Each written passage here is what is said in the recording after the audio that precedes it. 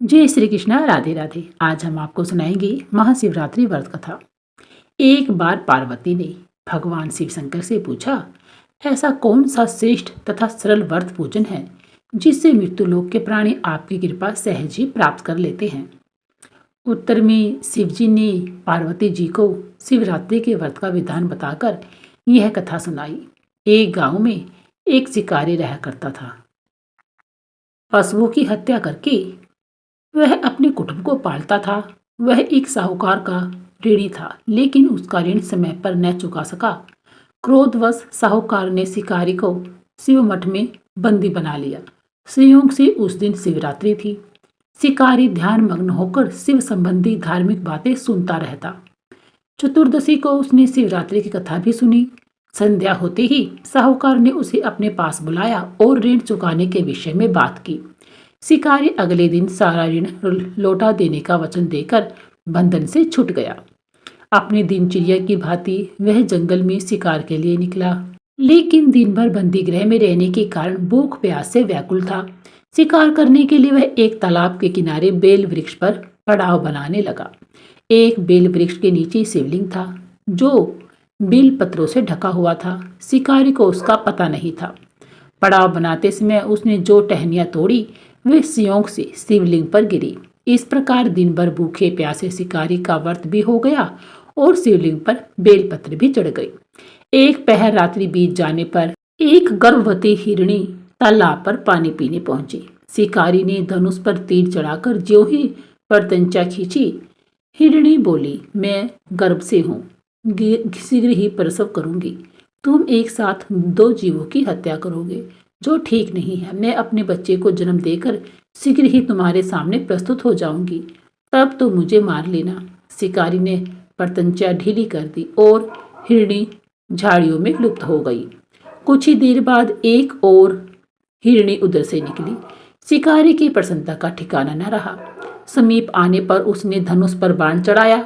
तब उसे देख हिरणी ने विनम्रतापूर्वक निवेदन किया, हे पार्वती, मैं थोड़ी देर पहले ही ऋतु से निर्वित हुई हूँ, कामातुर विहरणी हूँ, अपने प्रिय की खोज में भटक रही हूँ। मैं अपने पति से मिलकर शीघ्र ही तुम्हारे पास आ जाऊंगी। शिकारी ने उसे भी जाने दिया। 2 बार शिकार को खोकर उसका माथा ठनका। वह चिंता में पड़ गया। रात्रि का आखिरी पहर भी बीत रहा था। तभी एक अन्य हिरणी अपने बच्चों के साथ उधर से निकली। शिकारी के लिए यह स्वर्णिम अवसर था। उसने धनुष पर तीर चढ़ाने में देर न लगाई। वह तीर छोड़ने ही वाला था कि हिरणी बोली, हे पार्वती, मैं इन बच्चों को इनके पिता के हवाले करके लौट आऊंगी। इस समय मुझे मत मारो। शिकारी हंसा और बोला, सामने आए शिकार को छोड़ दूं? मैं ऐसा मूर्ख तो नहीं। इससे पहले मैं 2 बार अपना शिकार खो चुका हूँ। मेरे बच्चे भूख प्यास से तड़प रहे होंगे। उत्तर में हिरणी ने फिर कहा, जैसे तुम्हें अपने बच्चों की ममता सता रही है, ठीक वैसे ही मुझे भी। इसलिए सिर्फ बच्चों के नाम पर मैं थोड़ी देर के लिए जीवन दान मांग रही हूँ। हे पार्वती, मेरा विश्वास कर, मैं इन्हें इनके पिता के पास छोड़कर तुरंत लौटने की प्रतिज्ञा करती हूँ।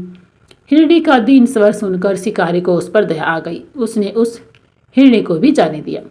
शिकार के अभाव में बेल वृक्ष पर बैठा शिकारी बेल पत्र तोड़ तोड़ कर नीचे फेंकता जा रहा था। पौ फटने को हुई तो एक हष्टपुष्ट हिरण उसी रास्ते पर आया। शिकारी ने सोच लिया कि इसका शिकार तो वह अवश्य ही करेगा।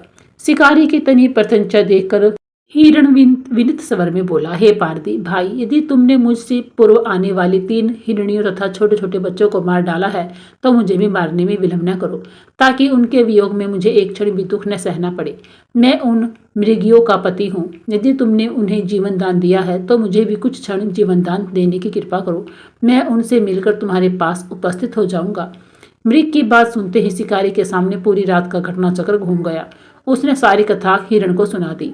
तब हिरण ने कहा, मेरी तीनों पत्नियां जिस प्रकार प्रतिज्ञाबद्ध होकर गई हैं, मेरी मृत्यु से अपने धर्म का पालन नहीं कर पाएंगी। अतः जैसे तुमने उन्हें विश्वास पात्र मानकर छोड़ा है, वैसे ही मुझे भी जाने दो। मैं उन सब के साथ तुम्हारे सामने शीघ्र ही उपस्थित होता हूँ। उपवास, रात्रि जागरण तथा शिवलिंग पर बेलपत्र चढ़ाने से शिकारी का हिंसक हृदय निर्बल हो गया था। उसने भगवत शक्ति का वास हो गया था। धनुष और बाण उसके हाथ से सहज ही छूट गए। भगवान शिव की अनुकंपा से उसका हिंसक हृदय कारुणिक भाव से भर गया।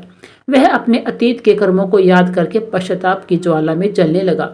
थोड़ी ही देर बाद मृग सपरिवार शिकारी के समक्ष उपस्थित हो गया ताकि वह उनका शिकार कर सके, किंतु जंगली पशुओं की ऐसी सतता, सात्विकता एवं सामूहिक प्रेम भावना देखकर शिकारी को बड़ी गलानी हुई। उसके नेत्रों से आंसू की झड़ी ने लग गई। उस मृग परिवार को न मारकर शिकारी ने अपने कठोर हृदय को जीव हिंसा से हटा सदा के लिए कोमल एवं दयालु बना लिया। देवलोक से समस्त देव समाज भी इस घटना को देख रहा था। घटना की परिणति होते ही देवी देवताओं ने पुष्प वर्षा की। तब शिकारी तथा मृग परिवार मोक्ष को प्राप्त हुए। बोलिए हर हर महादेव। आपको यह कथा कैसी लगी प्लीज हमें कमेंट बॉक्स में जरूर बताएं। लाइक करें, शेयर करें, सब्सक्राइब जरूर करें। बोले राधे राधे, कृष्णा कृष्णा।